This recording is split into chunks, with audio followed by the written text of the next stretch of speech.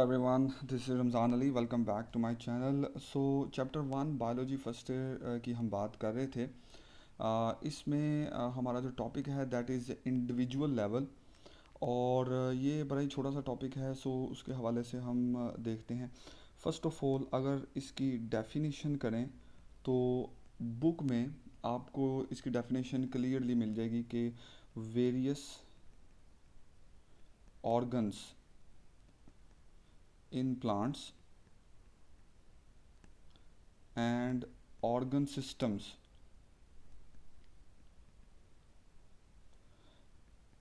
in animals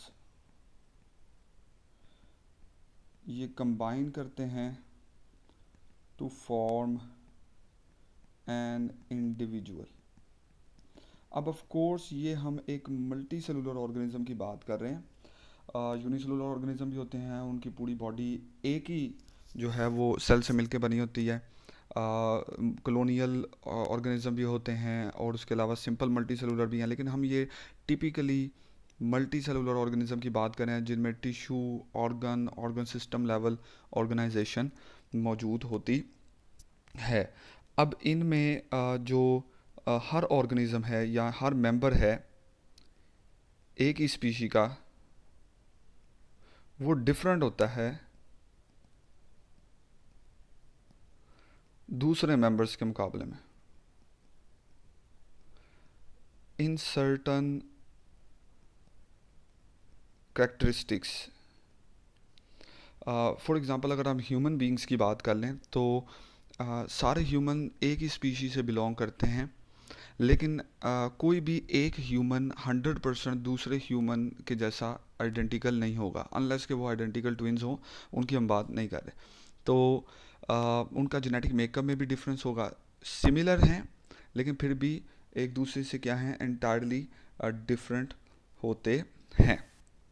उसके अलावा जो इंडिविजुअल है उसकी बॉडी में each part of body act करता है एज ए कोऑर्डिनेटेड पार्ट। हर बॉडी का जो पार्ट है वो दूसरे पार्ट के साथ कोऑर्डिनेटेड है। अब वो जो उसकी कोऑर्डिनेशन है वो किस अंदाज में होती है? इन केस ऑफ एनिमल्स ये जो कोऑर्डिनेशन है वो दो तरीके से की जाती है। नंबर 1, और वो है नर्वस कोऑर्डिनेशन, नर्वस सिस्टम के थ्रू।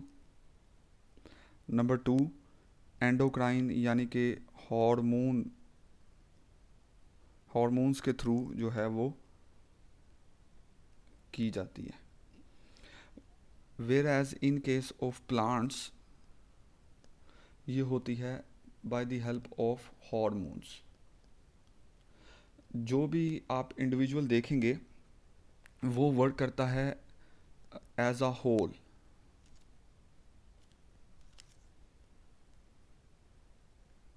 कोई भी इंडिविजुअल वर्क करता है और वो ना सिर्फ इंटरेक्ट करता है एज अ होल, वो एनवायरनमेंट के साथ इंटरेक्शन करता है और उसके मुताबिक अडेप्ट भी करता है।